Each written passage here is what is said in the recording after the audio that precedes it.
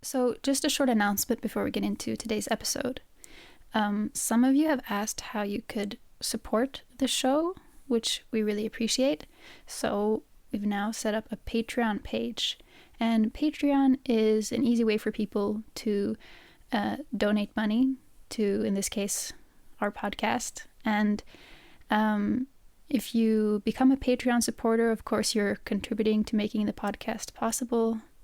And you'll get access to bonus material like extended episodes, and of course receive our undying gratitude. So visit patreon.com/forestofthought for more information on that.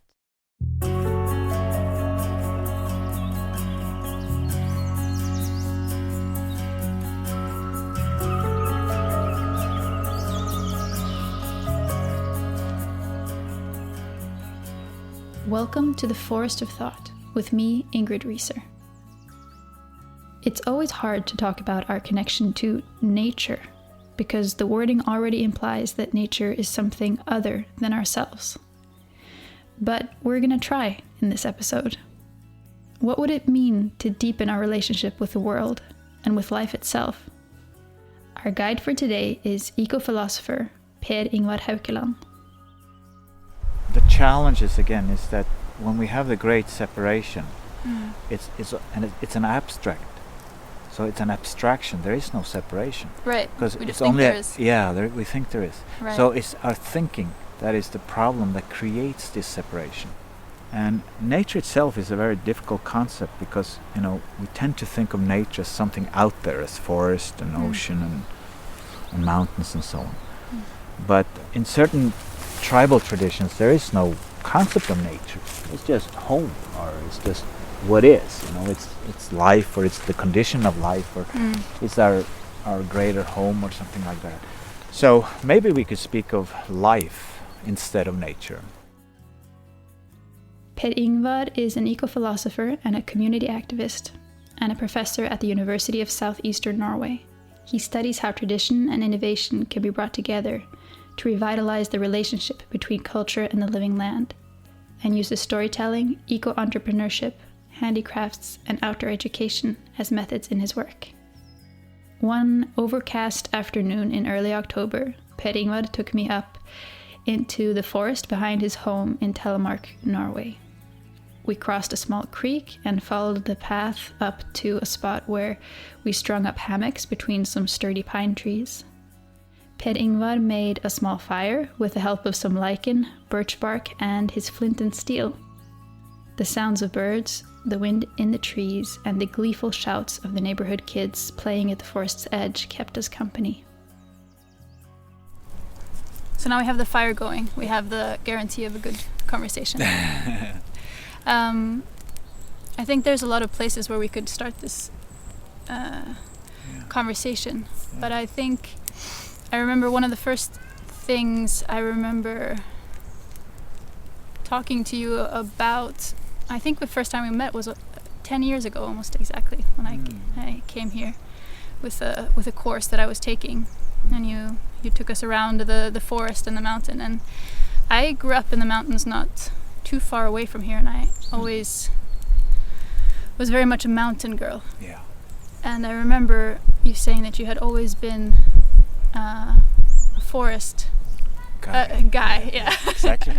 Yeah. I was just speaking yesterday actually with a student about this, because he's from Denmark, and he spoke about the closeness, feeling at home in along the ocean. He grew up along the coast of Denmark, and we were in the forest here in Telemark, and I told him the stories about my connecting with the forest from childhood and that I felt so at home in the forest. And I think so in one way I think it has to do with where one has grown up. I grew up in Kongsberg, not far from here, just surrounded by forest, and we played as soon as we got back from school. We just ran into the forest and freely roamed the forest. It was our home. It was our extended home in some sense. I mean, we had more fun there than in any playground or in any other places in the garden of people's home or something like that. couldn't compare at all. So I think something has to do with the way you grew up. In the northern Norway, I was doing some research there, and they didn't have any trees there. I was just sort of feeling a little naked, feeling not quite at home. It was strange, but when you realized, when you spoke to them, the people lived there and grew up there, they had a kind of openness to it. It was always like their minds were expressing that kind of nature. It was very windy in that area, so that their minds were fluctuating a lot, like the wind, and he's very open, and they were also speaking loud. Whereas in the forest, you don't speak very loud in the forest, and when I camp, I always put something behind me, like maybe some rocks or some kind of hill or something, so that I have a expression or a view outward. I think maybe that's something ancient too, that the forest dwellers, we were having to be aware of what's going on behind your back, so you have something shelter in the back, and then you can look forward. You have everything, because things come very quickly out of the forest, like the moose or some animal or something else. But more or less, so I still do that actually when I'm even in a cinema or at the bus. So I go back in the bus, in order to have something in the back. I think the way we grew up, that our minds, our habits, and our just way of being is linked to that kind of ecosystem or the natural surroundings. At the same time, I do feel that there is some deeper connection to the forest for me, and one of that may has to do with that once upon a time our ancestors were living in the trees. They were tree dwellers, and before they came down to the open areas, they were tree dwellers. So it's kind of that connection perhaps as well. Absolutely. Yeah. So you grew up spending a lot of time in the forest and out of doors, and then now you're working as a professor teaching eco-philosophy, outdoor life, and other things. Could you say a little bit about and somehow those things are very connected? Yeah. I guess for you. So could you say something about that journey a little bit? Yeah, that's a good thing. Actually, I if I may, I might take you back to my childhood and tell you about one story, one incident that happened to me around the age of 5 years old, because we were playing Indians and cowboys in the forest. This was in the early 70s and 1970s, and nobody wanted to be cowboys. Everybody wanted to be an Indian. And my older brother, who was 2 years older than me, Lars, he was a kind of an old Indian soul in a young Norwegian body, and he just embodied that kind of spirit of the natives, and he read everything, and he dressed up like Indian, and I just followed him everywhere. So I was doing exactly the same that he did. And one day, he had a habit that the way natives, and not just Indians but also the Sami people, had similarly relations to nature, and we also found as much inspiration in the Sami, but it was especially Indian teepees and so on that we were exploring and using and having camps and so on. But when we walked in the forest together, a pack of young kids, both girls and boys, maybe about 20 kids. My brother was the chief, and when we came to a creek, he would ask for permission to pass the creek, and he threw out a little, maybe a small acorn or something to sort of give a gift to the creek, and then he asked that we could pass it. So we did that, and he also said that when we were to make a camp, we should find the biggest tree around the area, and we should go up to it and put our hands on its big trunk and ask for permission in a humble way. And I've seen him done that many times. I didn't understand you know, he always came back and say, "Oh yeah, we got the permission." And but this one particular day, he was asking me, "Now, could you do it?" And I said, "Okay." And I went up to that. I looked around and see. I had to, you know, there's a kind of, I have to do this right, you know. So I have to find that biggest tree, and I found this huge Norwegian pine tree, and I went up to it, and I held onto its trunk.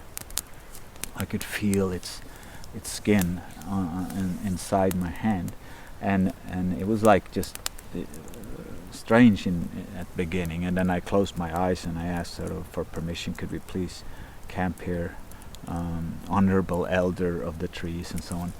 and I heard him say something like that, and suddenly I felt a warmth inside my hand. It was very strange. It was just almost like there was a sort of a warm spell coming through from the trees onto my hand. It was so striking that I actually quickly drew my hand back, and I almost fell down on the ground, and I was looking up on the tree, and it just sort of leaned towards me, and it took its huge branches out in the open, and it's sort of almost like it was holding the out for me, taking me into as a sort of a caring, a caring kind of hug or whatever. And he was saying, I could see inside. It's an image of hearing the voice of saying, you know, thank you for asking, and you're welcome. You can camp here. And I ran down to my brother, and I said to him, "Oh yeah, it said we could camp here. It was permission, and it was just fantastic." And he said, "Of course, you know, when you ask it properly, they will get permission." And that was the first time in my life that I actually discovered another being communicating directly to me. After that, I've had, you know, numerous incidents of that kind of thing. I've had, you know, dogs. Of course, we know it with our dog, and horses or cats or whatever. There is a communication there, and many people communicate with their plants and so on. But that was my first time. I was about 5 years old, and it was still striking, and that I realized it opened a whole, sort of emotionally opened a whole door to a world that I didn't realize, that actually these were living beings. They were unique personalities. They had, I would now say, soul. You know, they have spirit or soul. That it was just, they were personal in the sense, and they were actually someone we could have a direct personal relationship to, each and one of them. So suddenly everything in the forest became alive and enchanted in that way. And I was just so thrilled. I remember that I just never felt alone in the forest since then. So when we were talking a bit earlier about what things to touch upon in this conversation, you were also mentioning how this you began with very much this enchanted, a feeling of being in an enchanted world, so to speak, and that this relates maybe to, you know, a greater mythical story about who we are as humans as well. Do you want to say something about that? Yeah, good. Well, I think that I love that title of your program, Forest of Thoughts. I mean, that's beautiful. I mean, it really is something I really connect to. I thought that was really great. And the forest, are the trees, could be a sort of metaphor, maybe through our conversation too, because in a way I think of the human development in three great stories, and that in a way these stories are connected to trees. And the first story I call the great union, and or you could call it a great community, great fellowship, but it's a great union, a feeling of oneness with all. And in our tradition, we could call it, in the mythical tradition of the Hebrew, the Arabic, and the Christian traditions, the Garden of Eden, you know, where a garden where everyone sort of were living in a kind of balance with each other, in a sense of community with each other. Of course it has its things there, and it has nothing to do with, I don't see it as a kind of gendered situation or as a harmonious situation. I just consider it as a kind of a balance. So let's say when we lived in the trees and we were our ancestors were living as tree dwellers. They were living in a kind of fellowship, a community. You see it in nature too. There's a community here. It's not a individual beings here. They're all living in community. So even in trees, see the lichen on this tree just behind us here. Isn't that part of the tree? So what about the bird's nest on the top of that? That's too also part of the tree. So it's and the roots and all the fungi in the ground and so on. All of that really belongs to this greater community. It's just a sort of a union of oneness running through the forest like that. So I think that in a way humans were in that balance. But then in the story we could speak of three aspects of that story. One aspect would be how we understand nature. And nature itself is a very difficult concept because, we tend to think of nature as something out there, as forest and ocean and mountains and so on. But, and perhaps we should, in certain tribal traditions, there is no concept of nature. It's just home, or it's just what is. It's life, or it's the condition of life, or it's our greater home, or something like that. So maybe we could speak of life instead of nature in that regard. But anyhow, the way we see life unfolds as nature or natural born, as a sort of evolving into its being. In that community there was a kind of enchanted world. So everything was speaking. Even the snakes were speaking. So that it was like everything had personality and everything had life. It's like that world, this story. It's the story I lived as a child. Before I started school, it's a story in which we all sort of lived in an enchanted world. Everything was animated. It was soul in all beings. And I think in that community, in that world, the sort of great union of the community, was a community of friends, at least the way I saw it. It was friends and relatives. So that it was not just that pack of young kids running around in the forest, but it was also expanding the community to that creek that we passed over. It was a relative, or that old tree. It was a kind of elder for us and a guide, perhaps. And even though we couldn't have fully grasp of this at that time, at least I didn't. My brother may have. But anyhow, I found that this whole world was magical. It was enchanted. It was magic, really magic. And the culture was a sort of wild and evolving, beautiful culture of friendship and relatives and community. What I learned of myself in that world, that story, was that really I was important. That tree spoke to me directly. That tree, it mattered what I did. What I did, I reciprocated. So when I touched a tree, it touched me. So we touched each other. Now, the second story that I would tell then is the story of the Great Separation. Because in that moment I started school, something happened.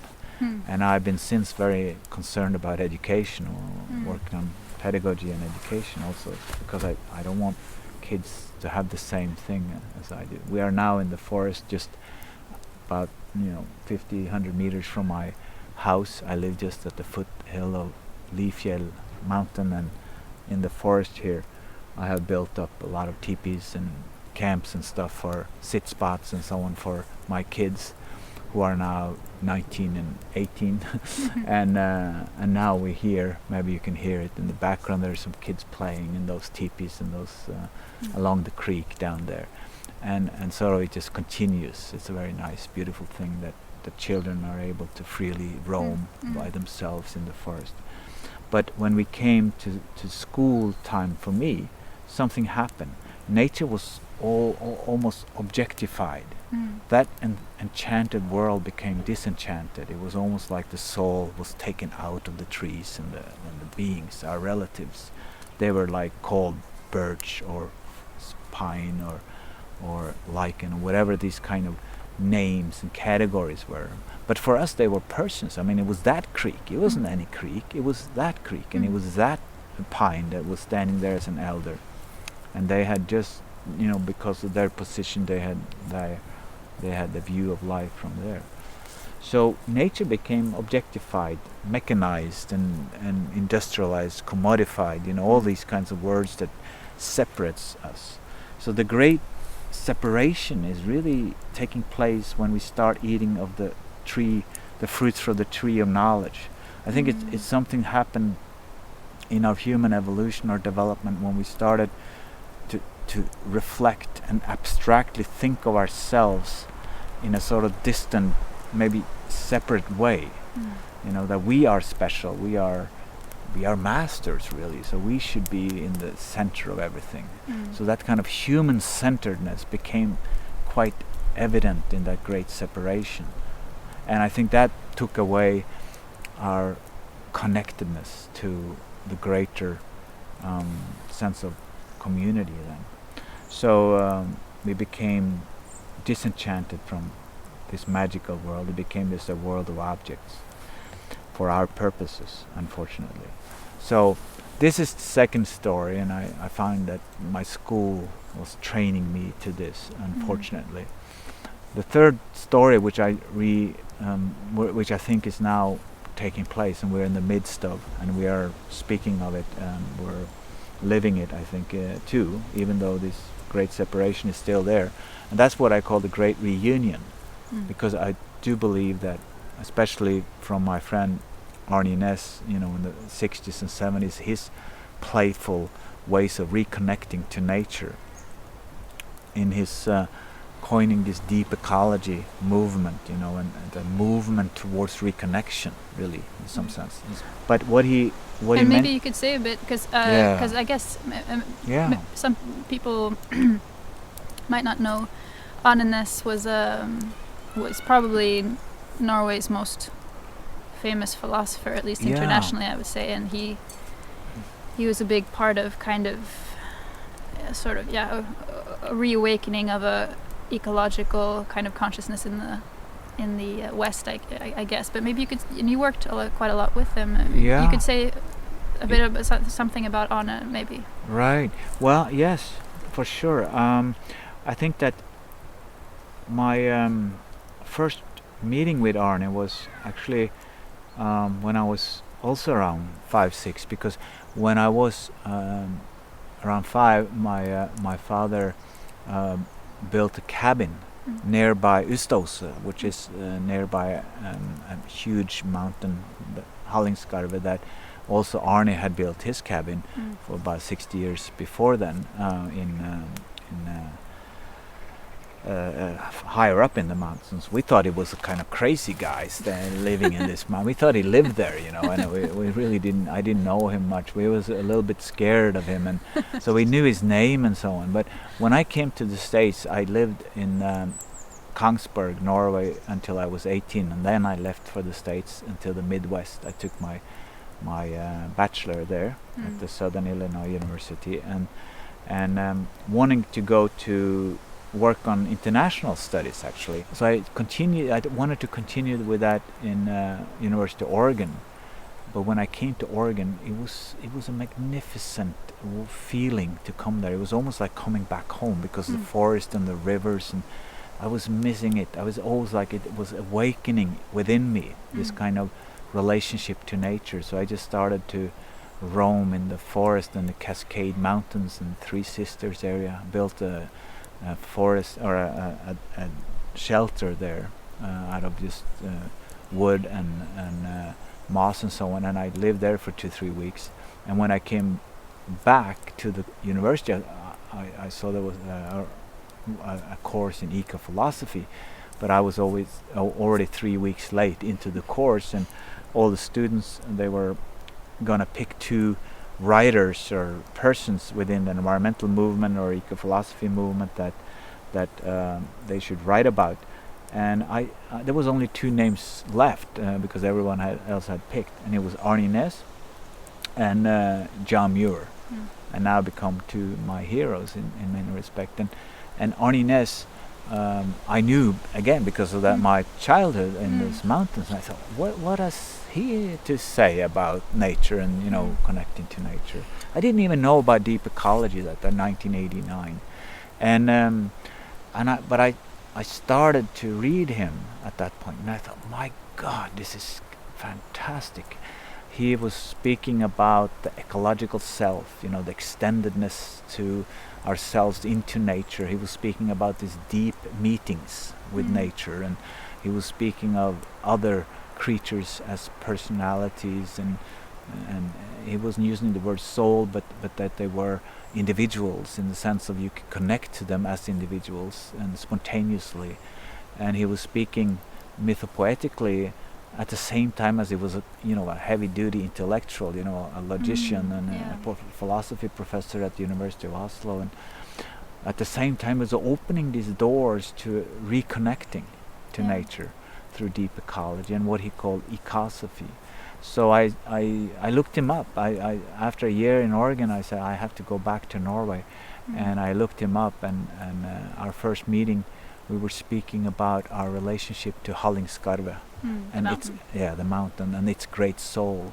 He wanted me to say about what did I experience, and we were speaking so close, and he invited me to go to his cabin up in the mountains, which is North Europe's highest private cabin, actually, in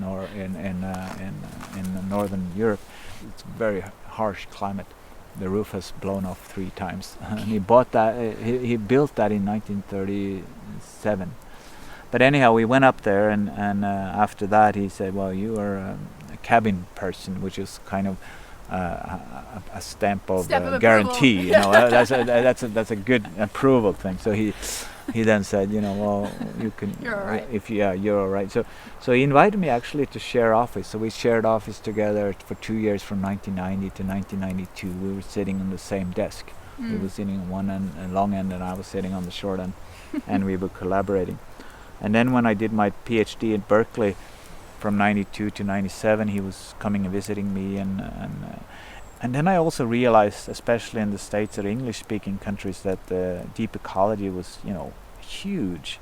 And so deep ecology is kind of the movement that he has, in a way, founded, you would say. Yeah, well, he described it in a way. I think I would say that he just described something when he was in 1972. He was looking back on the 60s, Rachel Carson's The Silent Spring, the different environmentalists that were coming up in the 60s. But in 1972, Arne Næss was looking back on this movement, and he was describing and said there's 2 strands to the environmental movement. One he called shallow ecology.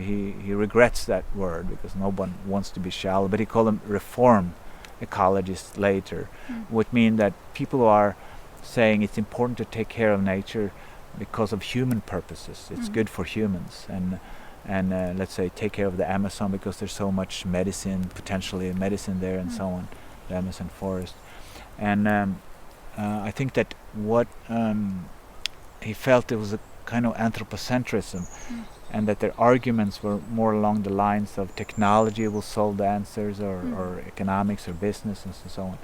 While then he said there's another part of the movement he called the deep ecology movement, which were some people were applying an approach to the ecological crisis that sought more deeper into the way we think about ourselves and nature, about the way we live our lives and so on, and said that we need a deeper, almost a revolution, or they would say a revolution in our way of thinking and a way of being in the world. And that this revolution was also opening an awareness to that we live in a more a world of a more, let's say, a kind of a web of life in which we are living in a greater community. We are not any special in that sense, that we all beings are part of that web of life in the sense. So he called that ecocentrism. It didn't mean to take humans out of nature. Some misunderstand that, and they think that it's taking humans out of nature, so they become nature-centered. But then they're trapped in that cultural dualism. You know, there's either nature or humans. But in the Arne Næss context, there is not that kind of dualism. So that he would say, it's just that everything alive has intrinsic value. Everything alive has value insofar it is part of this greater web of life. And that's also caused quite a bit of trouble, because this notion intrinsic value seemed to be very, what does that mean? Does it mean that the mosquito has the same value as a human? That's not what it means at all. It just means that if it's alive, it's in the web of life, similar to you are. So you cannot say that the mosquito is less alive than you.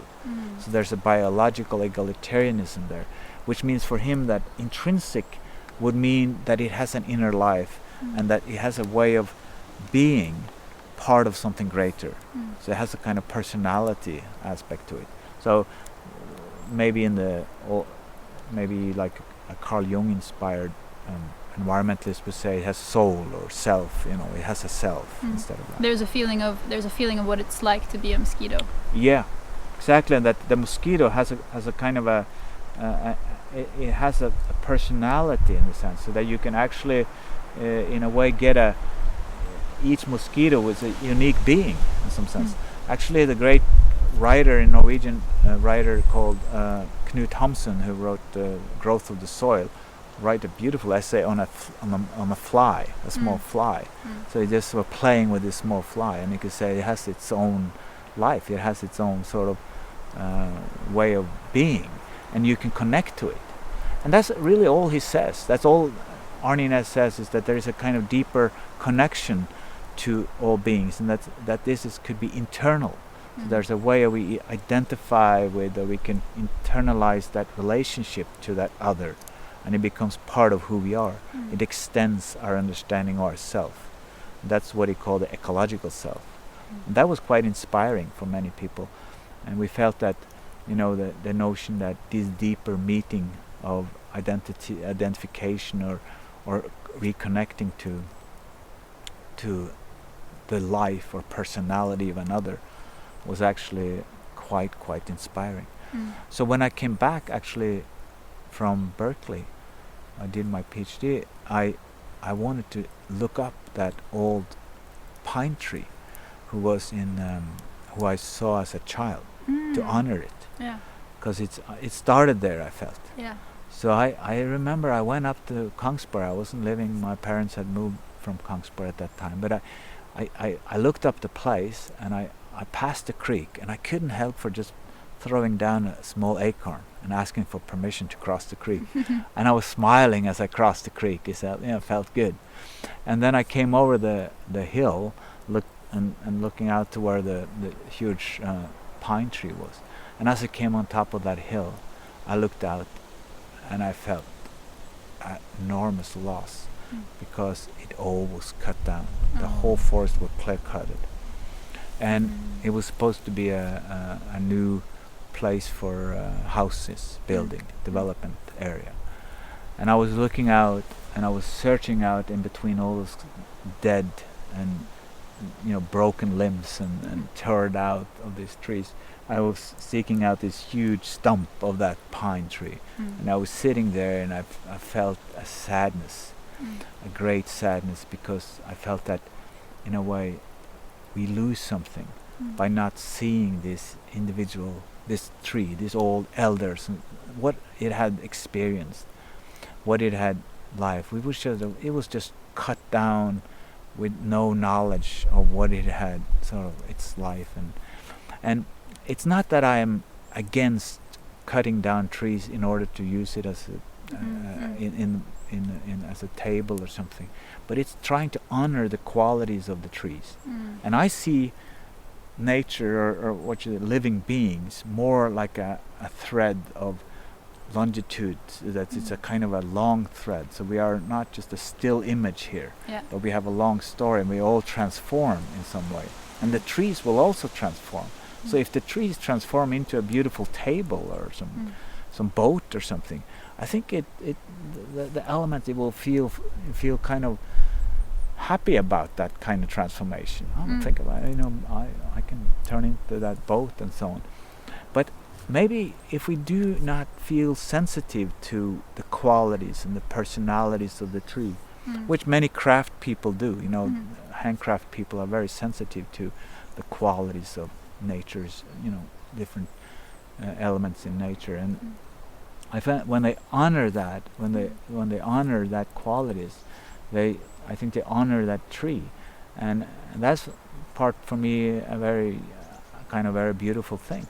And maybe some people would say it's a very instrumentalist view, but I don't think Arne too saw that as a problem, that you can both respect the tree for its personality, but you can also use that tree as you would use a friend for help or something, like a guide or something when you move or whatever. So that intrinsic value and instrumental value doesn't necessarily collide. For me, it's all about trying to be honoring or aware of its qualities in that relationship, and to do so, you develop a sense of respect or awe. You don't take trees lightly then. Yeah, absolutely. Well, what you've been saying now, this movement that you sort of experienced in your life, from finding yourself in this enchanted world to the great separation, and then finding as a grown-ups, the great reunion, so to speak, finding a way to reconnect. And I guess this is also describing a movement that we're maybe seeing in our culture at large, and so and it could be that this separation has kind of gone so far to a kind of breaking point that it's no longer possible to sustain this separation, and so that we're sort of almost forced into also a reconnection, or we're also longing for this reconnection to something deeper. And then at the same time, we have the situation that, well, most of us, or at least half of us, live in cities, in the world, and most of us are also engaging with human-made environments for most of our day. And we're also, more and more we are afraid, I guess, of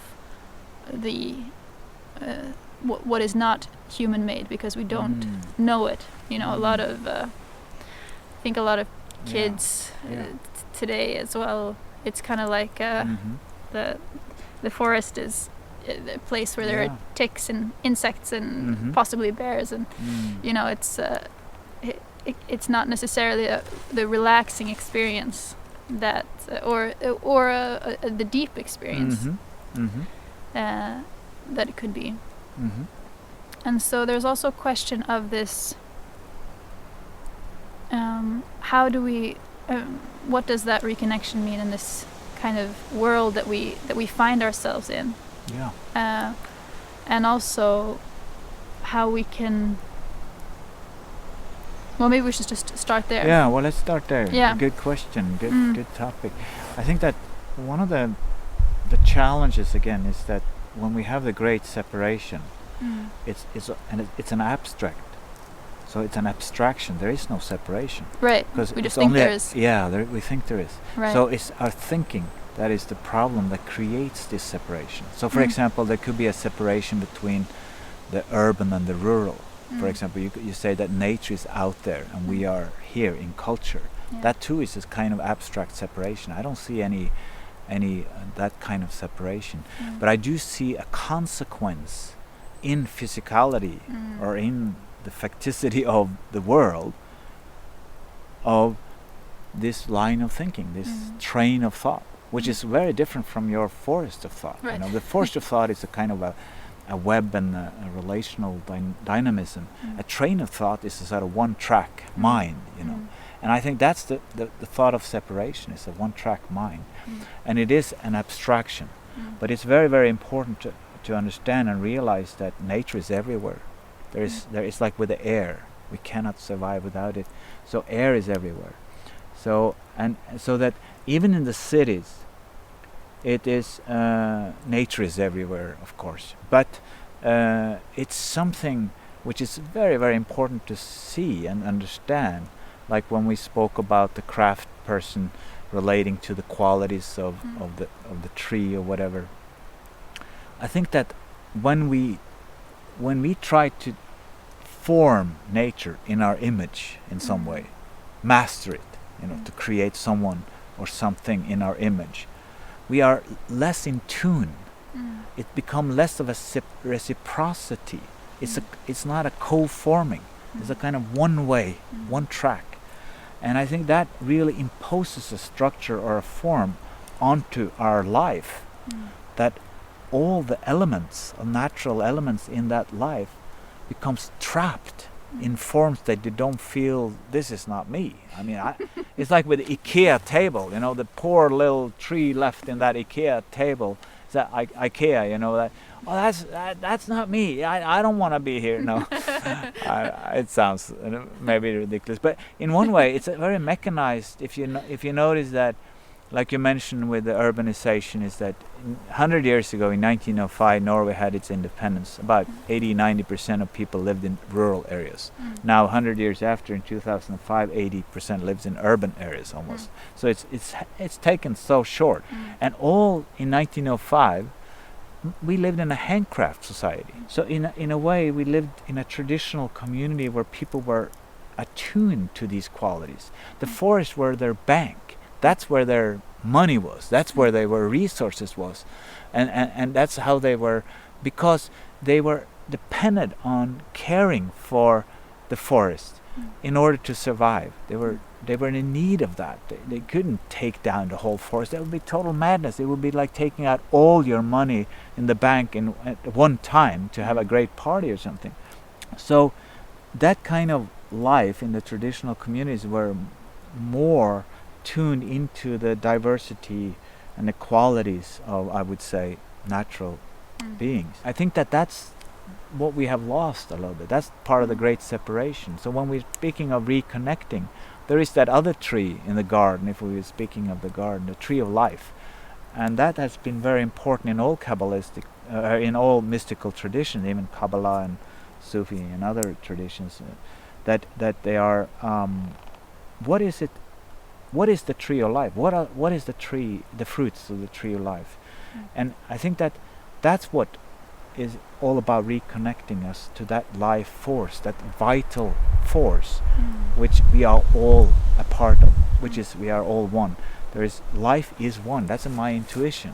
So that there is a oneness to it, even though it's all unique, plural expressions, beautiful. Every life is unique. But at the same time, it is expression of that one vital force I could call life on earth, and so on. So for me, it needs to be developing or shaping the cities, the urban life, in a way that is more tuned to those forms being able to express themselves in some sense. Right. So let the trees grow the way they want to grow. Don't just force them into a shape you see look like that, or let the birds build their nests. Let them let things let the light come through the forest, through the cities too, and that don't all have artificial light that takes away the stars and so on. So it's a little bit of trying to tune oneself into also how the cities could be more livable in a what you could say a more revitalized way, I think. Just related to what you were saying now, it makes me also think about how we could be, because like you said, it's interesting, this separation. I thought that was a really good point, that the separation is only in the abstract. I mean, it's only an illusion, because we are completely embedded in all of the processes of life, and we continuously need to take in energy and excrete waste in order to be able to sort of maintain our functioning as an organic body. And so we're very clearly a metabolism and a process that is part of the bigger metabolism and process. Exactly. Yeah.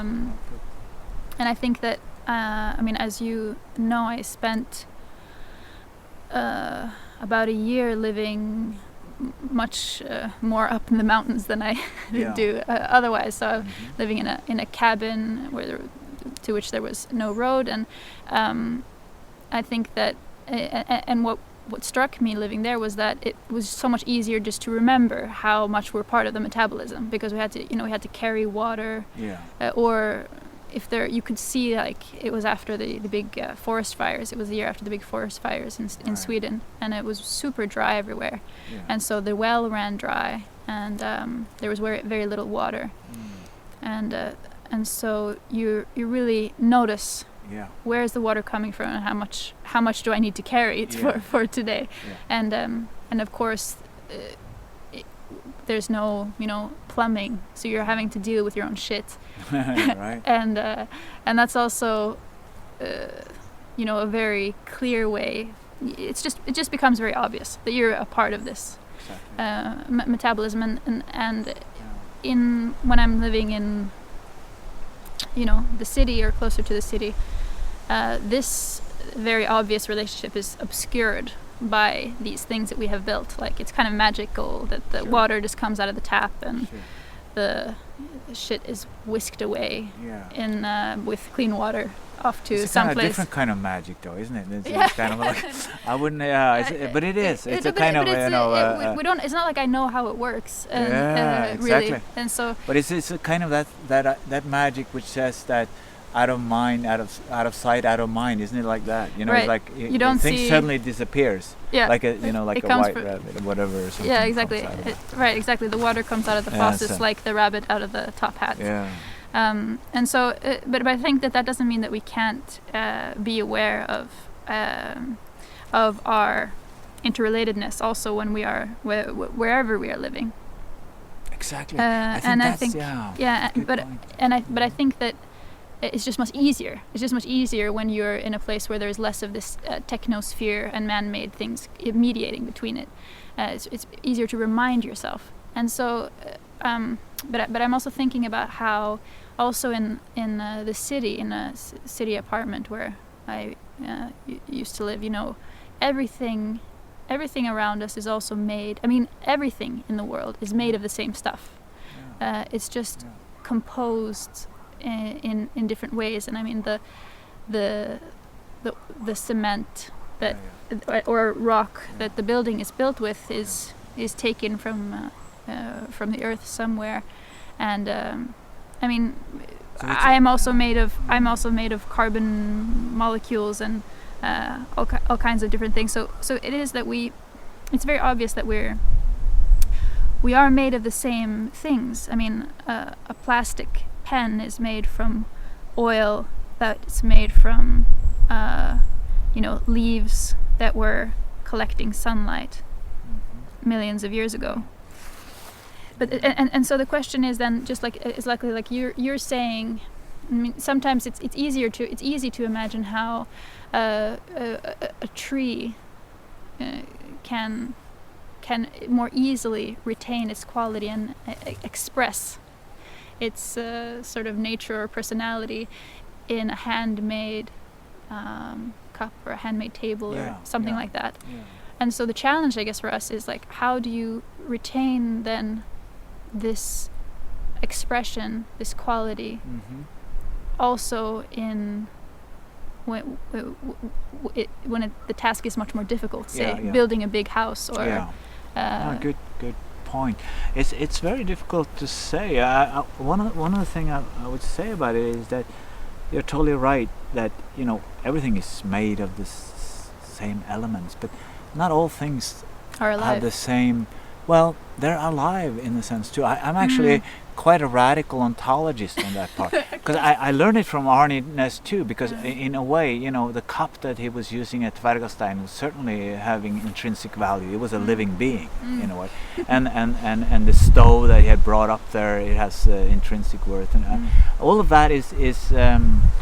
And I do believe that all things may speak in that sense, and perhaps it is because there is the element of nature within all things. But I do feel there is a distinction between form, the way we impose form on something, and the way it freely moves, expresses itself in some sense.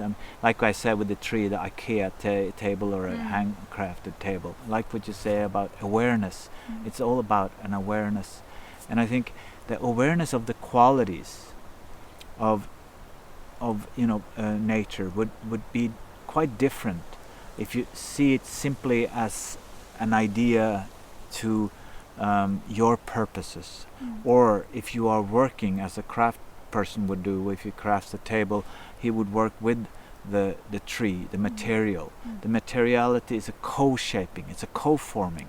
It's like the meaning is not something that imposes on nature, it's something that appears, emerges in between.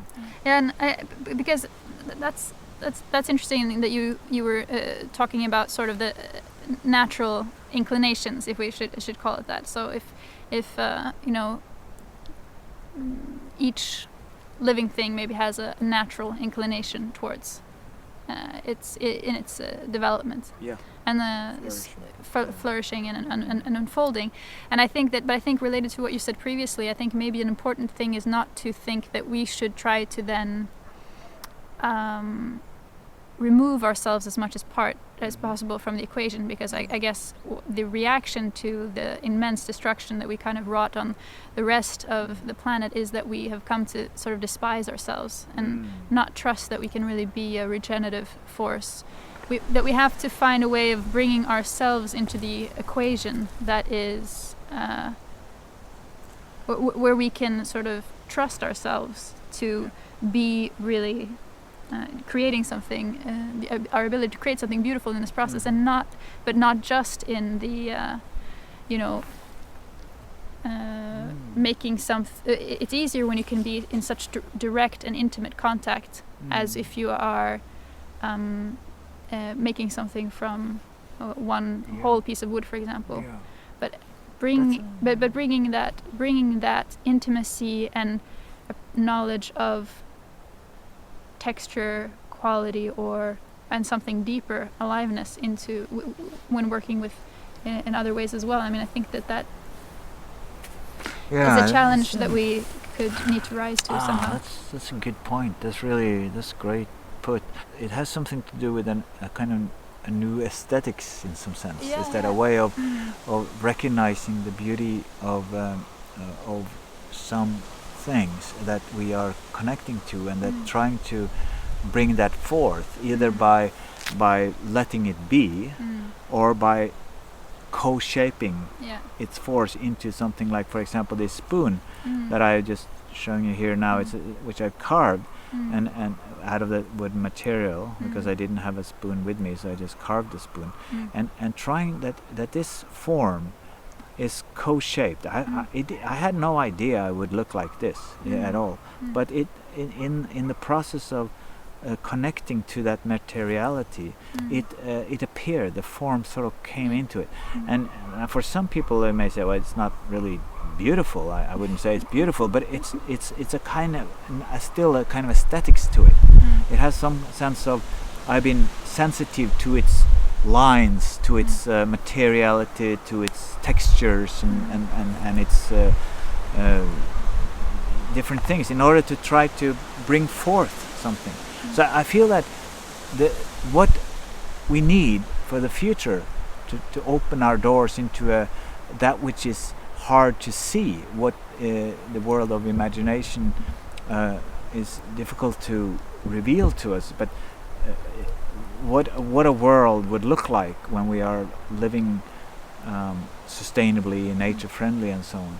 I feel perhaps that it is the artists and the poets that will open our doors. Maybe the craft persons who will allow us into this understanding of how they co-shape something. There's a dialogue there with the material, and how we as urban planners need to be a dialogue with the river running through the city and the winds, and the permaculture is actually a good kind of image for that. But in a sense, it's just something we all have done here. It's just a new name for what many people have done for thousands of years, living attuned with the land. And it's a true kind of land ethic, like I think Aldo Leopold would say. So it's trying to do the right thing, that which grows out. If I shape this spoon in a certain way, or the material I carve it in a certain way, it may break. So it's the right thing would then be that which seems to work also. It seems to be a kind of a way of a kind of pragmatic understanding of it. It's not just functionality, but it's a kind of aesthetic, purposive functionality that has some kind of relationship.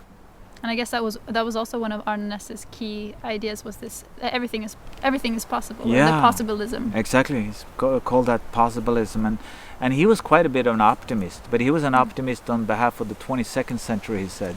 And the journalists thought, well, aren't you now getting a little too old? It's the 21st century coming up. This was 1997 or something. And he said, well, I think it's going to go downhill for a while now, but then people will come to awareness. People will come to awaken about this reconnection, this connection, and start thinking more beautifully.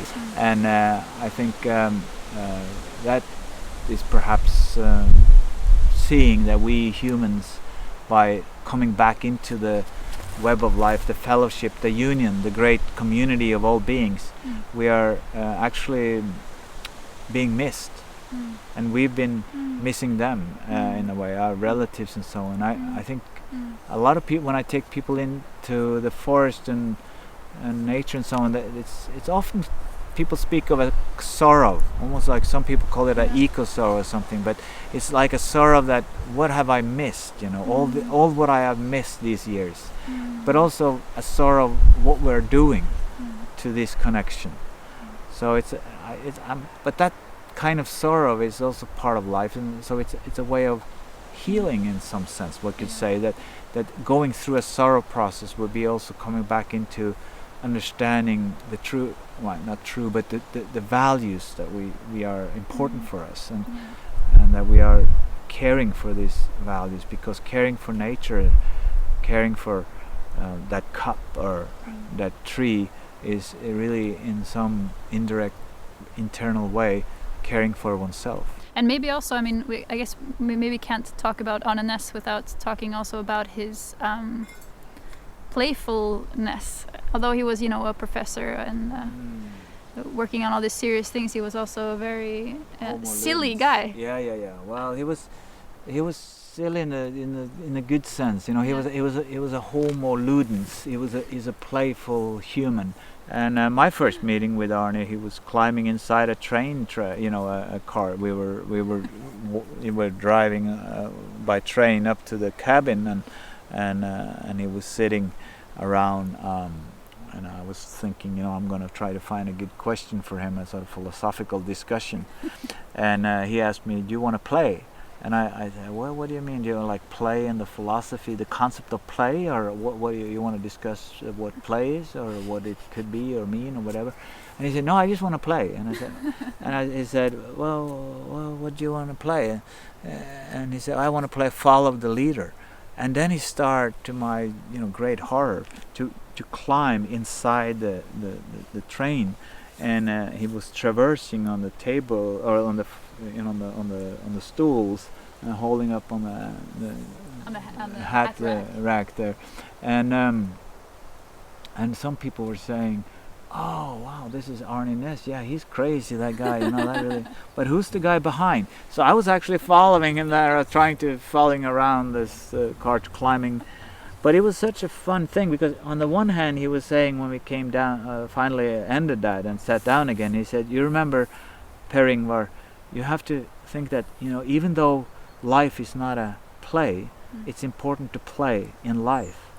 And by that, all of the sort of ambition or the idea of sort of trying to be presenting oneself in a very sort of scholarly discussion with this great philosopher or whatever, I just fell down and I just be myself. So he said one of the very important things, he says that in order for us to be ourselves and flourish, which is important for all of life, we have to break a lot of those habits in our society. And the habits of being outside of ourselves, defining ourselves as some kind of norm out there. So Arne said he loved to break norms. He loved to sort of challenge people in order to sort of have them do something unhabitual, in order to sort of come to themselves more. That was his playful way of awakening people to themselves. In terms of this reconnection, the great reconnection that we spoke about. My feeling is that everybody needs that there's no recipe. Sort of everybody needs to find their own way of perhaps deepening their relationship with the world. But Arne called that svamarga. Sorry? Arne Næss called that svamarga. In Sanskrit. He meant that, which means your way. So everyone needs to find their way, which is quite personal. But at the same time, we also need collective changes, in a sense, social changes. So I'm trying to advocate, and Arne did as well, a kind of interplay between individual personal commitment and also social commitment as a kind of movement. So deep ecology is a social movement. It's not really a philosophy. It's more of a movement of people going into the depth of what is the heart of the problem and what we can do about it. And so that's the depth of that he speaks of when he speaks of deep ecology, how we are deeply rooted in the problem but also the solutions. And even though he was an optimist, I think there is also ground to be a pessimist in this work, unfortunately. But I find that the element of optimism and pessimism is, so I think that in some way, for me at least, the optimism is stronger, because it's hard to say what can we say to young people today also, or ourselves, I mean, should we just say, well, there's no future or something like that? And of course not. We have to find ways, and those ways, svamargas, are personal and they are social. So I think we need to come together and create new forms of communities, new forms of neighborhoods that cut across the human centeredness, so that we are inviting into our communities, like we are doing here while we're sitting in the forest, the birds above us and the trees around us and the wind and the creek just down the hill here, and all of that is sort of participating in the conversation. So in some way, some silence to let them speak could be proper in some respect. I think they're probably tired of hearing me speak, at least. So I think that, I guess that's why Quakers are so happy with silence, because they like silence is something that unites us. But words can often divide us, because words are always interpreted in different ways depending on whoever listens and so on.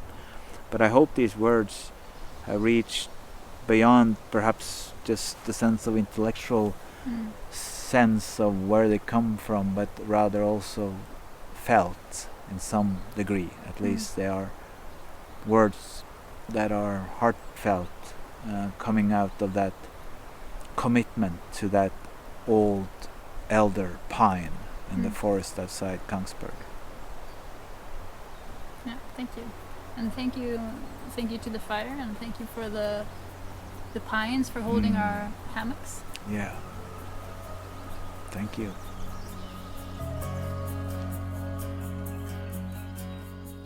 As always, there are links to further reading in the show notes and on our website.